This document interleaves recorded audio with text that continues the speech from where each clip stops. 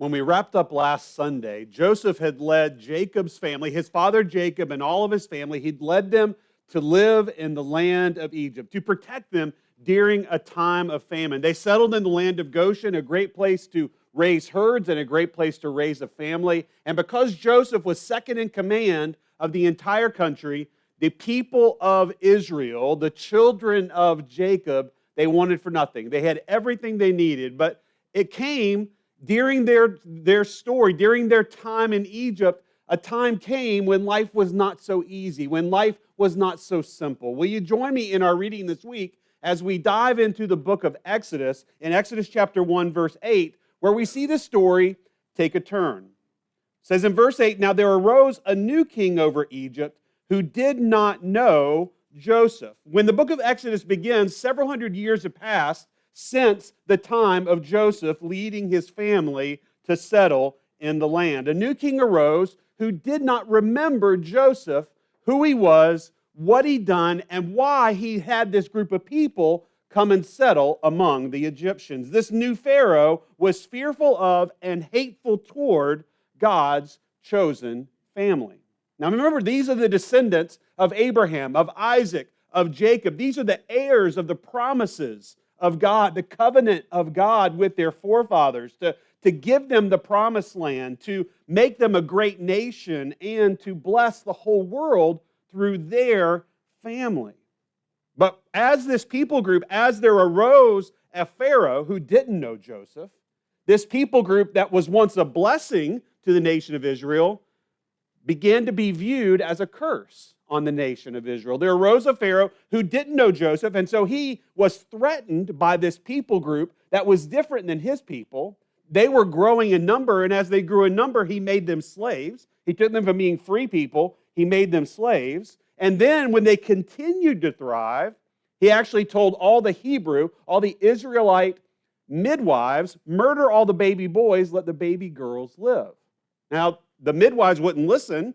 So then Pharaoh told all the Egyptians, if you see a baby boy, throw him into the Nile.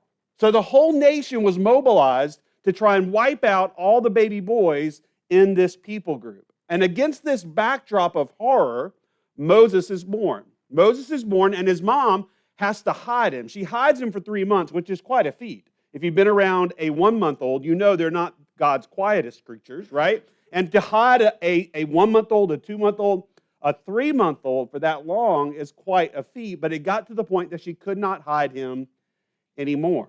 So she makes the basket, like we all know this from the Sunday school lessons, right? She makes a basket of bulrushes. She covers it with pitch so that it is waterproof. And so she puts her baby into this basket and sets him adrift on the Nile, hoping God will protect him. He comes to rest on the shore by Pharaoh's daughter. Pharaoh's daughter pulls him up, adopts him into the family. Moses' sister is watching this happen, and she goes, I know a woman who can nurse him for you. So Moses ends up being saved, ends up being able to spend more time with his family, and then he grows up in the palace.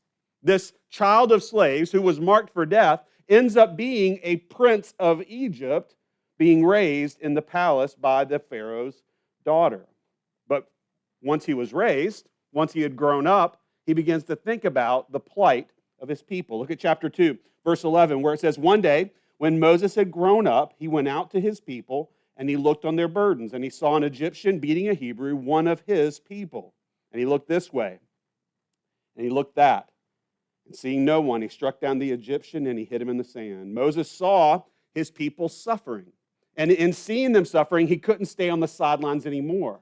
Now, he killed this Egyptian guard. He looks this way and he looks that. He kills the Egyptian guard, and then he buries the body in the sand. Now, we get some insights on this scene, oddly enough, in the New Testament. You remember when Stephen got stoned, and before he got stoned, before he became the first Christian martyr, he tells the whole story of the people of Israel to these religious leaders who are about to kill him. He tells them the whole story of what God has done, and within that, he includes some insights into the life of Moses. He said this happened when Moses was 40 years old. So Moses has spent 40 years living in Egyptian luxury, and something happens. In that text, it actually says that it came onto his heart to visit his people. He reached the age of 40, maybe this midlife crisis. We'll find out it's more of like a third life crisis because he actually lives to be 120, okay? He gets to the age of 40, he starts going like, where did I come from? I'm not quite like the people in the palace that I've grown up around. Where did I come from? And so he's moved in his heart, and then in verse 25 in Acts 7, it says this, he supposed that his brothers would understand that God was giving them salvation by his hand, but they did not understand it. This wasn't a spur-of-the-moment thing for Moses. It was something that was moving in his heart. And when he killed the Egyptian slave master, in his mind, he's like, I'm going to be the leader of a revolution. God is going to set my people free because of what I'm about to do. And here's what's interesting. Moses thought his people would rally to his side. They don't. He actually thought he got away with it, that nobody saw. But one day later, one of the Hebrews says, are you going to kill me like you killed that Egyptian?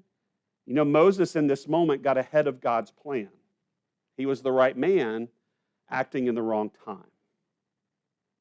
It's kind of a family tendency for the people of Israel.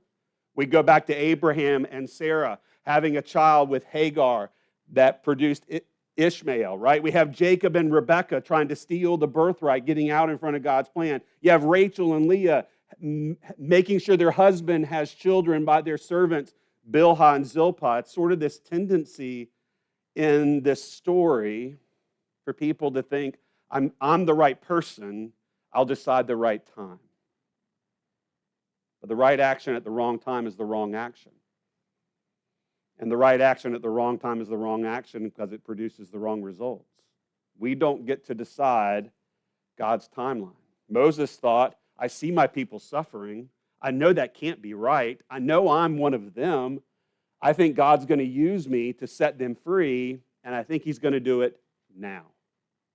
That's not always how it works. The right action at the wrong time is the wrong action, and it turned out wrong for Moses. In verse 15 of chapter 2, it says this, when Pharaoh heard of what Moses had done, he sought to kill him. But Moses fled from Pharaoh, and he stayed in the land of Midian, and he sat down by a well. Here we have this adopted son of the king, grew up in the lap of luxury, grew up in the palace, and the adopted son has now become public enemy number one. He spent 40 years in the court of Pharaoh, and what's going to happen now, he goes and he hides in the backside of nowhere. He'll end up spending 40 years in hiding. 40 years with everything he could ever want, 40 years away from everything he ever knew, from anyone he called family, 40 years on the backside of nowhere. And while Moses was in hiding, God's people were still suffering. Moses thought he was going to set him free, but God's people were still suffering. Look at verse 23 of chapter 2. It says, during those many days, the king of Egypt died. And the people of Israel groaned because of their slavery, and they cried out for help. Their cry for rescue for slavery came up to God. And God heard their groaning, and God remembered his covenant with Abraham, with Isaac, and with Jacob. And God saw the people of Israel, and God knew. You see this remembering of God, of the covenant that he had with Abraham. Now, I don't know about you guys, but my memory is not always great. I have incredible memory for 80s music lyrics and movie quotes, right? Sticks in my head, like a song will come on and go, how do I even know those lyrics? I haven't heard it forever, but those stick. If Julie tells me 3 items to get from a grocery store, I have to write them down. I say, text it to me. I'm going to forget them. I'll be standing in Walmart just looking around, right? Not knowing what to do, because memory's weird, isn't it? Is this saying like God forgot? That God's sitting up there going, oh yeah, I had this promise with Abraham. Oh man, I can't believe that I forgot this promise that I made. Does God forget? That's not really what's being communicated here. What we've got to understand is in this phrase, God remembered, it's a human description of divine action. It's a temporal take on eternal timing. What does that mean? It means God created time, so he's not subject to time. He exists outside of time and can see every time at the same time. He can see all things at once. He's not sitting there going, I can't wait for that to happen. He can see everything at once. Do I understand that completely? No. Why? Because you and I, we are subject to time. We are here for a moment and then we're gone. We are but a vapor. But God is outside of time. We can't see what he can see. But he gives us the ability to have faith in him so that we can trust the one who sees everything. What we see in this moment is this human description of God moving on a promise that it felt like, from an earthly perspective, that had to have been forgotten because it's been hundreds of years by now. And yet, these promises are not fulfilled. Moses, backside of nowhere, God's people still suffering, promises unfulfilled. Where is God? We hear in the text, God remembers, and he's about to move. One day when Moses is out watching his herd, he saw a burning bush. You read about this week, all the Bible stories when you're a kid. How many times did I have flannel graphs in Sunday school? I'm old enough to remember flannel graphs in Sunday school. Some of you don't know what that is, but we've all probably colored at some point a picture of Moses in the burning bush at some point. If you grew up in church, you probably did. This is a scene we know well, but don't miss the impact of the moment because the story is familiar. Look at verse 4 of chapter 3. God called to Moses out of the bush, saying, Moses, Moses. And his response was, here I am. And he said, do not come near. Take your sandals off your feet, for the place you are standing is holy ground. And he said, I am the God of your father, the God of Abraham, the God of Isaac, and the God of Jacob. And Moses hid his face, for he was afraid to look at God. And then the Lord said, I have surely seen the affliction of my people who are in Egypt, and I have heard their cry because of their taskmasters. I know their sufferings, and I have come down to deliver them out of the hand of the Egyptians and to bring them out of that land to a good and broad land, a land flowing with milk and honey. Go to verse 10. Come, I will send you to Pharaoh that you may bring my people, the children of Israel, out of Egypt.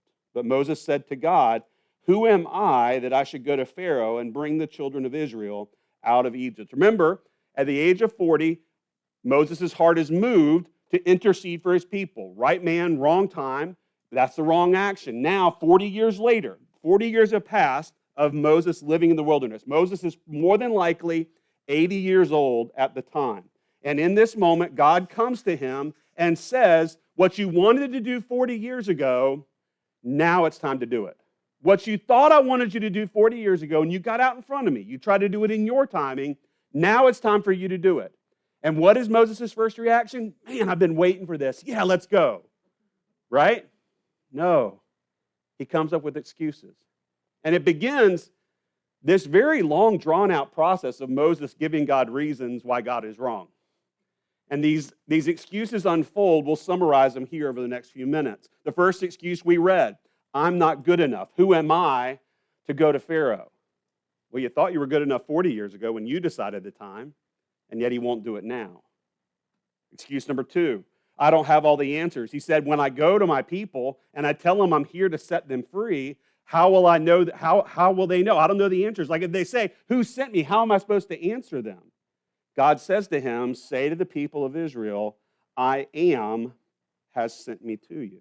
It's in this moment that God reveals his name, Yahweh, that we put vowels in, but if it was in Hebrew, it was YHWH, and it means I was, I am, I always will be. It is God giving himself a name. It's him revealing his name, and he's communicating in his name, I've always been, I always will be, I do not change, I am self-existent and unchanging, the ultimate source of all being. The answer to the question, who sent you, is the one who exists and never changes, yesterday, today, or forever. He's sent by Yahweh. You think, okay, that's pretty powerful, right? You got a good answer to that question of who sent you. Moses yet has another excuse. People won't believe me. Suppose they won't believe me. Suppose they won't listen to my voice. So God says, all right, I'm going to give you some signs. See that staff in your hand that you use as a shepherd to guard the flock and fight off animals? Take that staff, throw it on the ground. When it does, it turns into a snake. Now he goes, pick it up. First part of the miracle, pretty cool, right? Second part, not interested, right? Grab the snake and it comes back into a staff. First time, throws it down. Man, that's kind of scary. I'm taking off running. But he says, no, grab it, pick it up. It turns back into a staff. First sign. Second sign, he says, take your hand, put it inside your cloak. Now pull it out. It has leprosy, a skin condition that was prevalent at the time. It actually still exists today. They may have had a broad-term leprosy for a lot of skin conditions, highly contagious, would end up having where you would lose portions of your body if you had it. So his hand would come out of the cloak covered in leprosy. Put it back in your cloak, bring it back out, it's well again. So he's given these signs. People won't believe me. Well, here's some pretty awesome things you can do People go, maybe we should listen to this guy. Not enough. Excuse number 4. He says, I'm a terrible public speaker. He actually says, I'm not very eloquent. I am slow of speech. I am slow of tongue. The scholars who understand the Hebrew deeper than I ever would will say he may have been describing a stutter or a stammer. But there's also those who say that it's not that at all. He was just saying, I'm not comfortable talking in front of people.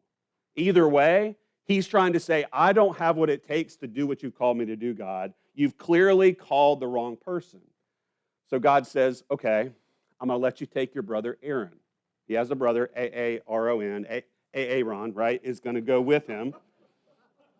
I couldn't fight it off, right?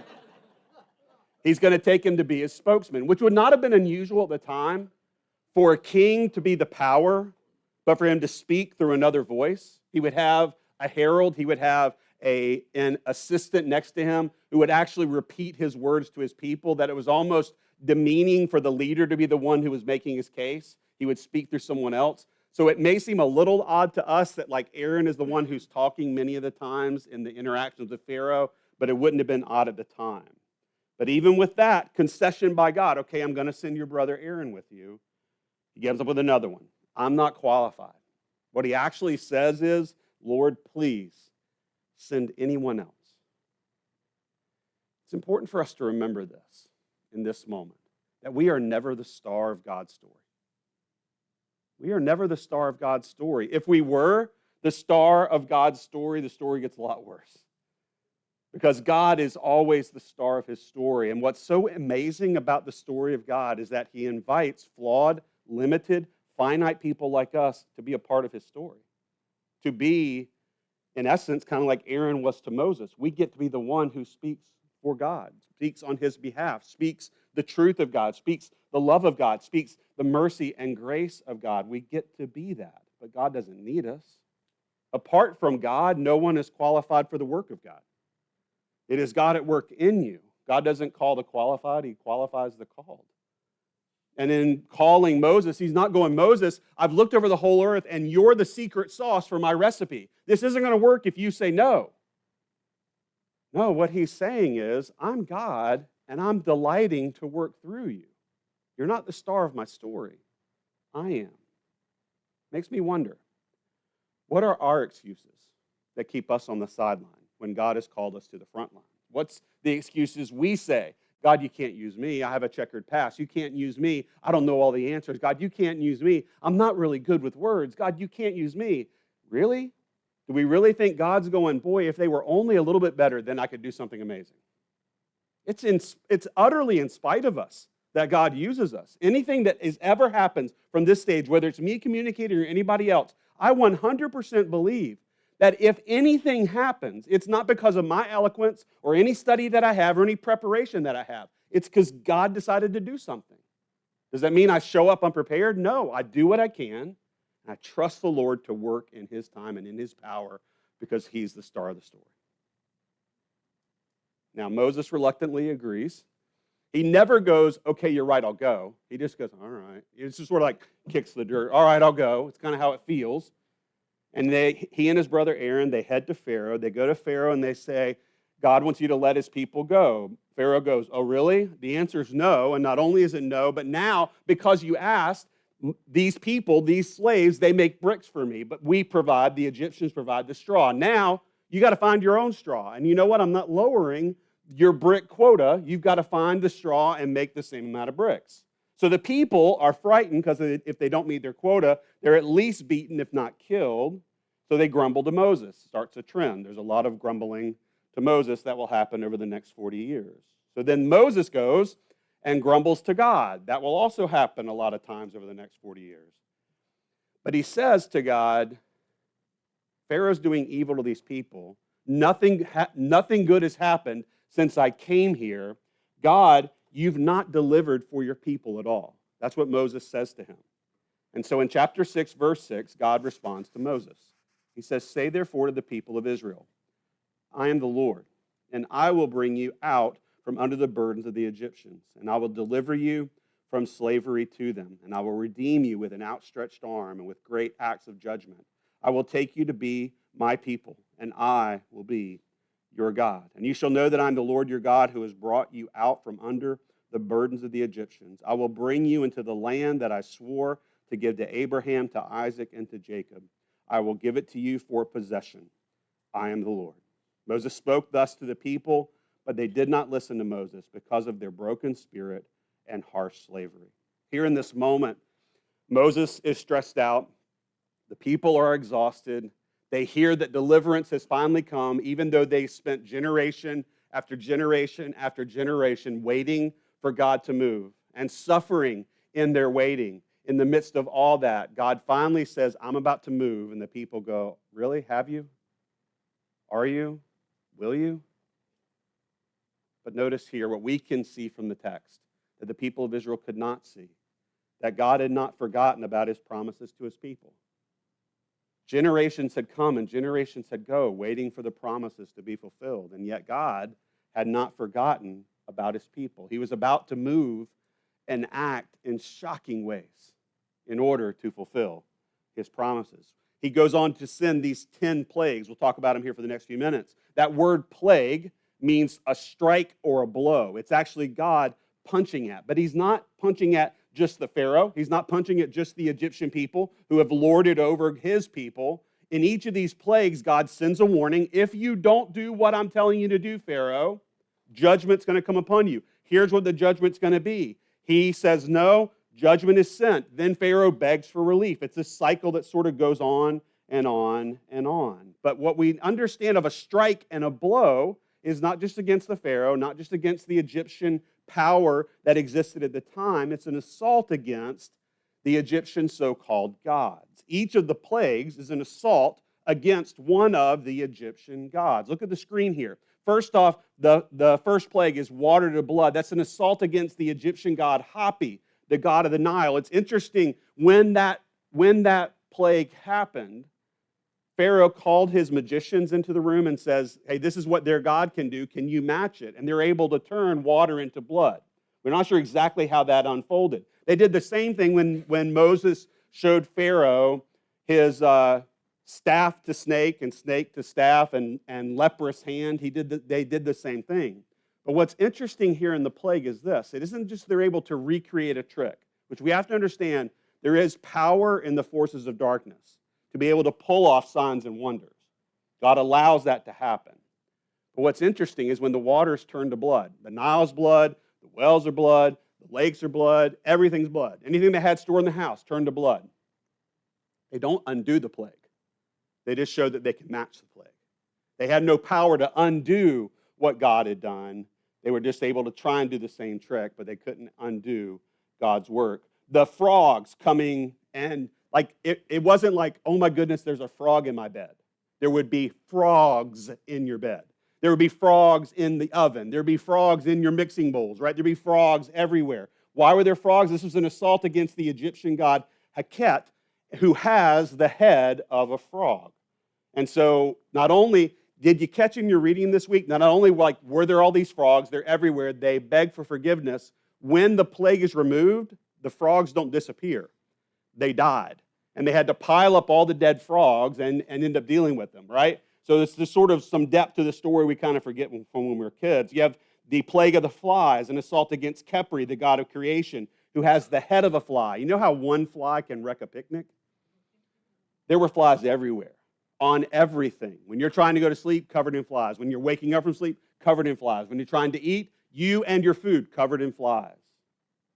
Then they go to the plague of the livestock. It's not just a dietary blow of what are we going to eat. It's a blow against their entire economy and a blow against their God. But did you notice in your reading this week that not one of the livestock of the Hebrews died in this plague? They were protected. Then you go on to the 6th through the 9th plague, boils coming on the skins of the people, a hail and locusts destroying the crops. And then there's 3 days of darkness. This is an assault against the chief Egyptian god. The head over all their gods would be a god called Ra, the sun god. And in the land where the Egyptians lived, outside of the land of Goshen, the rest of Egypt, totally dark for 3 days. You ever been at the bottom of a mine or the bottom of a cavern and they turn the lights off on you? You ever done that before? My wife hates tight spaces and going down in mines, but she's braved it a few times. Sometimes at the bottom of those will say, okay, stand still. We're going to turn the lights off so you can see how dark darkness can be. That's what's being described here. Absolutely no light. But did you see in your reading? In the land of Goshen, sunny, bright, beautiful day. How did it happen? We don't know. But darkness was over the land of Egypt, and the people of God were living in the sun. 9 plagues. 9 plagues come, 9 plagues go. And at each time, when we were doing our reading this week, you saw it ended with Pharaoh having a hard heart. But it describes it different ways. We actually got through the app several questions in regards to why does God keep hardening Pharaoh's heart? But did you notice through the 10 plagues, that's not how each of them went. The hardness of Pharaoh's heart sort of comes from 3 ways. It starts in the beginning, Pharaoh hardened his heart. Pharaoh hardened his heart. Pharaoh hardened his heart. Then there's a few times in there interspersed where it says his heart was hardened. But then there's also a few where it says God hardened Pharaoh's heart. And there's a part of us when we hear that we go, like is that fair? Like, is it God's fault that Pharaoh's doing these things? Well, we got to remember, Pharaoh had chosen multiple times to see wonders from God and say, no, I'm going to do what I want to do. He had hardened his own heart so many times. So when God hardens Pharaoh's heart, he's just giving him what he'd already wanted. Yeah, sure, you can have your way.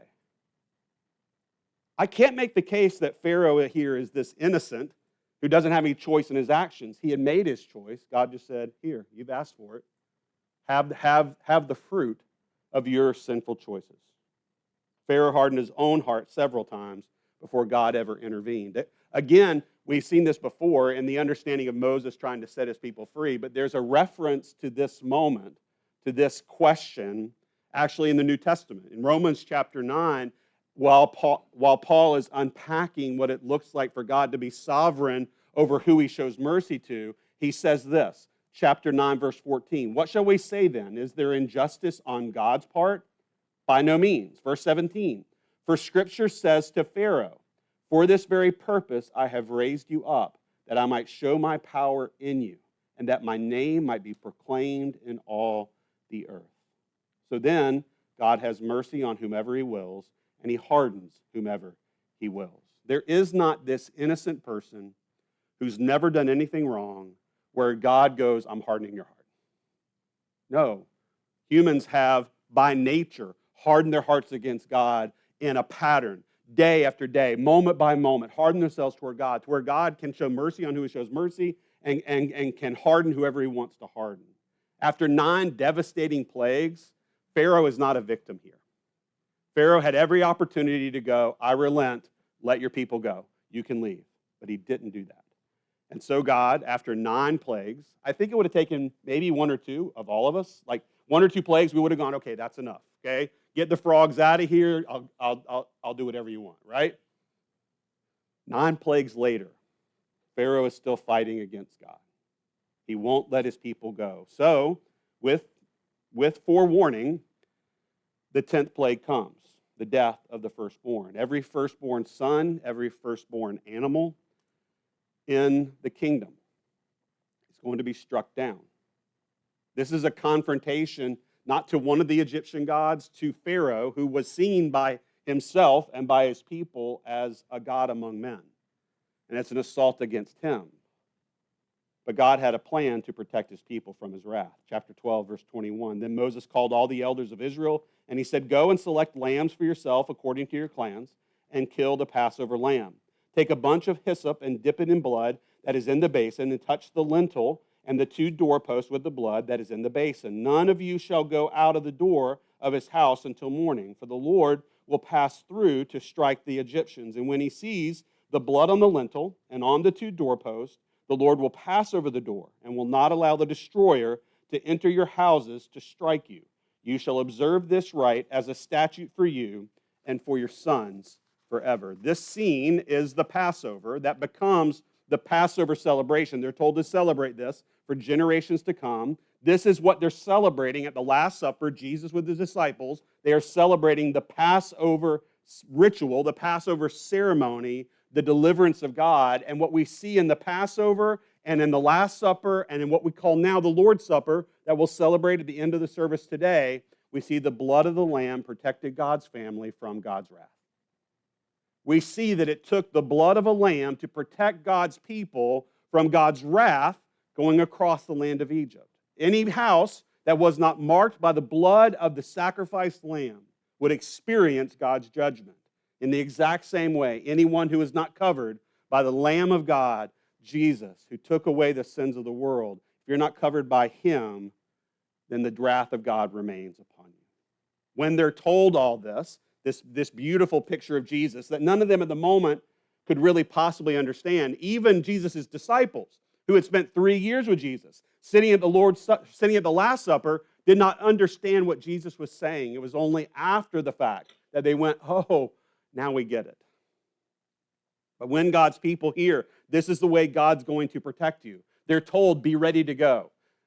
Eat and sleep that night with your sandals on and your cloak fastened. You don't even want to put yeast in the bread. You want to have unleavened bread because you don't have time for the bread to rise. You need to be ready to go because when God comes to deliver you, there will not be time then to prepare. Be ready to go because God's about to set you free. And at midnight, God struck down all the firstborn children and animals in all the land of Egypt. Even Pharaoh's son died.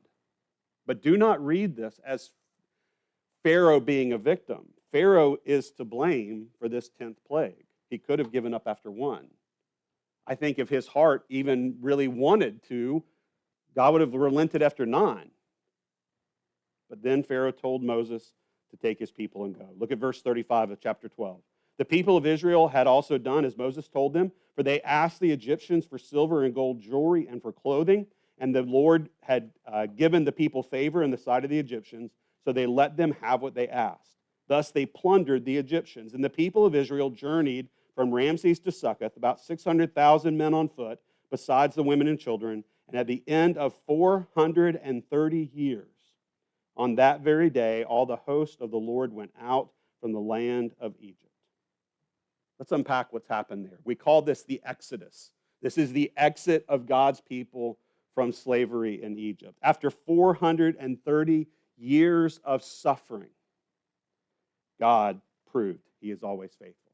Now you're like, Kel, that doesn't sound like faithfulness to me.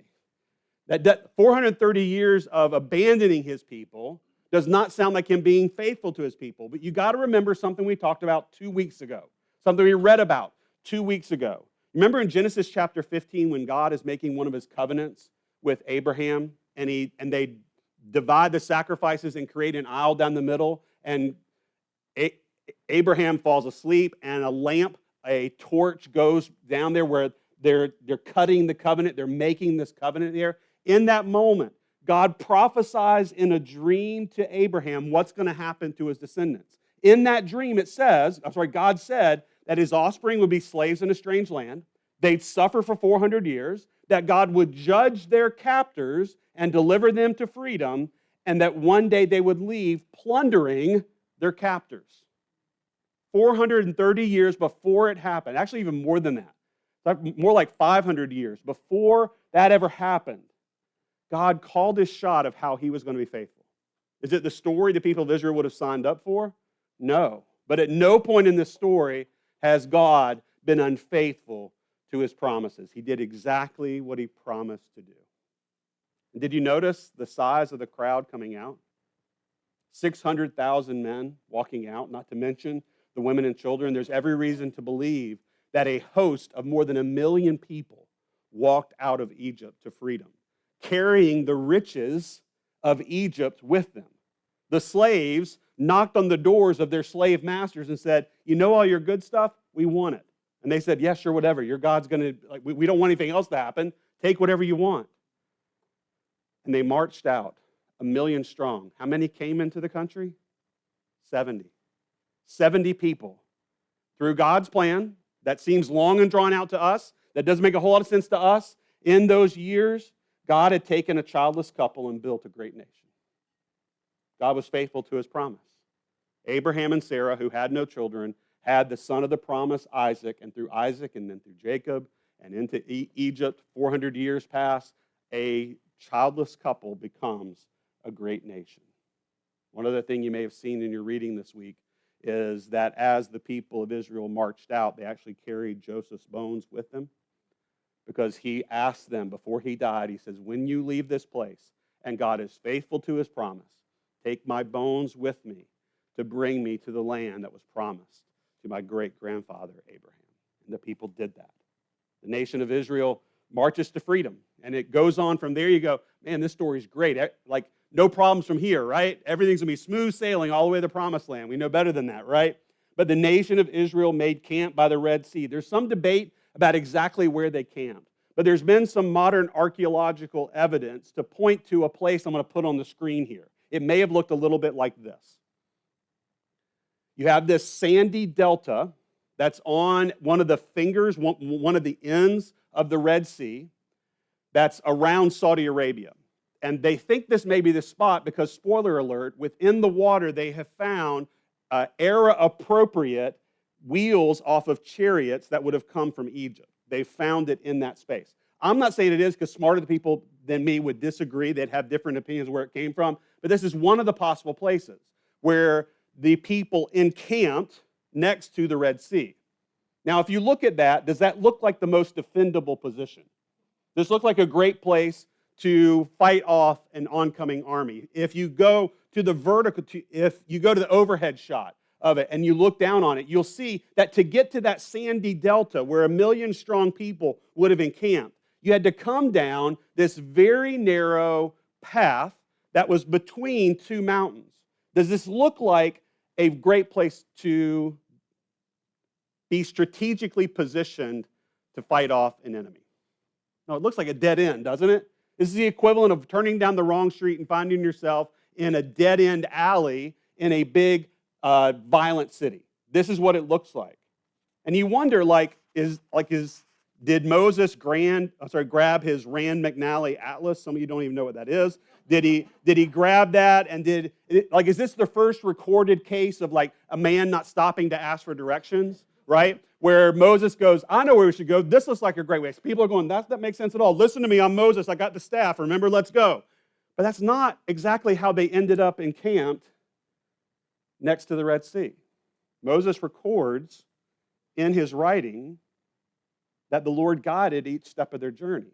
After they walked out from slavery in Egypt, and as they traveled, God guided each step of the journey. He guided them with a pillar of smoke by day and a pillar of fire by night. I don't know what exactly that looks like, but I can imagine it's a huge cloud that is extending from the heavens to the earth, and it would guide them by day. And at night, it was a swirling cloud of fire that would lead them so they could travel by day and by night. And God leads them turn by turn to this very spot. God led them into a dead end. Meanwhile, back in Egypt, they've escaped their captors. God has decimated Israel's enemies with these plagues, and yet Pharaoh decides he doesn't want his free labor to go free. So he calls for his chariot. He calls for all of his chariots. And the Egyptian army amasses and heads out to capture and drag back the nation of Israel, the slaves of Egypt. And when the people hear that that's coming, the people panicked, the people grumbled. They said to Moses, why have you led us into the wilderness to die? We were better off in Egypt. You think, these people are really ungrateful. You'll notice next week in your reading how many times the people say that to Moses and to God. How could you lead us out into the wilderness to die? We were better off in Egypt. Why did you lead us in the wilderness to die? We were better off in Egypt. And in verse 13, Moses responds, fear not. Stand firm and see the salvation of the Lord, which he will work for you today. For the Egyptians whom you see today, you shall never see again. The Lord will fight for you. You have only to be silent. In that moment, God tells Moses to stretch out his hands, and he does. And when he does, the water parted. And it looked a little like this. This is actually like concept art from the animated movie Prince of Egypt. I don't know if you guys have seen that before, but that movie overachieved in telling that story and painting pictures of what's there. Like it's a really beautiful depiction. Like Charlton Heston and back in the day, and that one you look at, you're like, that's really bad special effects. But like the drawings that you have here, I know it's animation, but it really gives you an idea of what the power may have looked like, because the Lord parted the sea. It says an east wind blew all night. It dried up the seabed. If you've ever walked out into any lake, into any river, into any body of water, you felt what the bottom that's underwater all the time feels like. You wouldn't want to drive your car into that. You wouldn't want to bring your cart into that. You wouldn't want to drag your horse through that. The people crossed on dry ground. And the waters were walled up on the left and walled up on the right. It was very much like you would see it there on the screen. And when God's people had come through, because God, using the pillar of fire, held the Egyptian army back so God's people could march through on dry ground between walls of water on each side. God holds them back, and once God's people are safely on the other side, God allowed the chariots to go. Verse 27. So Moses stretched out his hand over the sea, and the sea returned to its normal course when the morning appeared. And as the Egyptians fled into it, the Lord threw the Egyptians into the midst of the sea. The waters returned and covered the chariots and the horsemen. Of all the host of Pharaoh that had followed them into the sea, not one of them remains. But the people of Israel walked on dry ground through the sea, the waters being a wall to them on their right and on their left. God did not lead his people by the shortest route. He didn't lead them by the safest route, at least as far as we define safety. God led them to a place where it seemed like they faced the choice between death by spear or death by drowning. God placed them precisely where they needed to be to learn more about him. What can we learn from what we read this week and what we've talked about this morning? What are some takeaways, some truths that we can take away from what we read this week and from what we studied this morning? I want to share 3 with you before we close. The first is this: our God follows a timeline that may never make sense in one lifetime. Let that land. Think about that for a second. God made a promise to Abraham, who lived and died and never saw all the promises fulfilled. He reiterated the promises to his son Isaac, who lived and died and never saw the promises fulfilled. Jacob lived and died. His children lived and died. Generations for 430 years in Egypt lived and died. And in the midst of those moments, had to wonder, I heard that God made promises to our forefathers, that God made promises to come through, that he promised to bless us, to make us a great nation, to bless the whole world through us. In the midst of almost every one of those lifetimes, they would be sitting there wondering, God, where are you? And why aren't you being faithful to your promise? What if the promises of God aren't measured in our timeline? What if the promises of God for your life, the goodness of God, the things that don't make sense in your life and mine, what if those will never make sense while you still have air in your lungs? What if it will only be when you see God face to face that you go, oh, I understand now. Oh, I get it. You were being faithful. You didn't have, your plan extended beyond my lifetime. Can you trust God to be faithful, even if you never see the promise fulfilled? That's what faith calls us to. Not for God to prove it today, but to know that God has already proved it in Jesus. Our God follows a timeline that may never make sense in one lifetime. Here's the second one. Our God excels in no way out scenarios. Our God delights in coming through just when we've decided that all hope is lost. And God led his people to a dead end so he could show them that nothing was impossible. Have you found yourself in some dead ends in life? Some moments where you go, God, I don't know where to turn here. I'm not sure what to do here. And in those moments, there are times where God shows up in ways that he never would on the wide highways where traveling is easy. Sometimes it's in the dead ends, where it feels like there's no way out, where you see God move in the mightiest of ways. Here's the third one. Our God uses our weakness to reveal his strength. Moses was called by God to set his people free, to step into God's plan and purpose, and to be used in a mighty way. And all Moses could say to God is, here's all the reasons that you're wrong. Here's all the reasons you should choose anybody but me. Here's all the reasons that I am not qualified to be a part of your story. We aren't. None of us are. And neither was Moses. But that's the point. That when God works through finite, broken, flawed people like us, who gets the glory? God does. Moses doubted his ability, and yet God worked through him in a mighty way. Our weaknesses are not obstacles to God. They're opportunities for God to shine through us. They're opportunities for us to be used. We haven't been called to go to Egypt and stand before Pharaoh to tell him to let God's people go. But we have been sent. We have been sent to carry the good news to our neighbors and the nations, to tell the people across the street and around the world about the good news of Jesus, who lived and died and rose again, to make a way where there was no way. We have in this story a reminder of who we are and who God is. And this is the God who delights in using flawed people to complete his perfect plan. We're going to respond today, as we do the first Sunday of every month, by partaking in the Lord's Supper. So if you're following Jesus today, if you have surrendered your life to him as Lord and Savior, we invite you to partake with us today. And as we do this, the Lord's Supper, which is a celebration of the Passover, pointing back to what God had done, but pointing to the cross and the empty tomb, it's a reminder of God's plan, it's a reminder of God's power, it's a reminder of God's faithfulness, and it's also a reminder how God uses our weaknesses to tell his mighty story. I'm going to pray here in a second, and when I'm done praying, some folks are going to help me pass out the elements to you. During that time, I invite you to think through the three things we talked about here at the end. Think through whatever's present in your life that you need to confess, that you need to repent of. If you're not following Jesus today, I invite you to catch me after the service, and let's have a conversation about what that looks like. But I invite you, as we respond, to partake in the Lord's Supper, remembering that in our weakness, Jesus was strong. In our brokenness, Jesus was faithful. In our need for a Savior, Jesus died to make a way. Let's pray. God, I thank you for your word, for a challenging story that has us come to grips with our human weaknesses, Lord, but your mighty strength has us come to grips with the fact that we look at what's happening around us and wonder if you're on the throne. Lord, help us to trust you, that the circumstances around us do not affect your power. They do not define your faithfulness.